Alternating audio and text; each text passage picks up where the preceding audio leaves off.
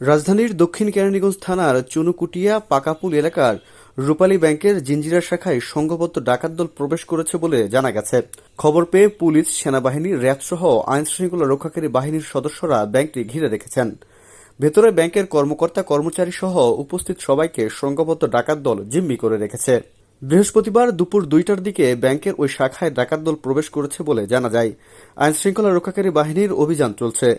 বিষয়টি নিশ্চিত করেছে ঢাকা জেলা পুলিশ সুপার আহমেদ মুঈদ বলেন, চুনুকুটিয়া এলাকায় রূপালী ব্যাংকে ডাকাত প্রবেশ করলে স্থানীয়রা জড়ো হয়ে ব্যাংকের বাইরে থেকে তালা ঝুলিয়ে দেন।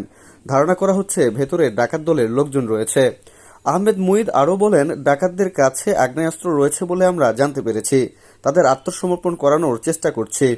জানা গেছে, ডাকাতরা ভেতরে ঢোকার পর পাশের মসজিদের মাইক থেকে ডাকাত পড়ার কথা জানানো হলে আশেপাশের কয়েকশো লোক ব্যাংকের ওই শাখাটি ঘেরাও করে রাখেন।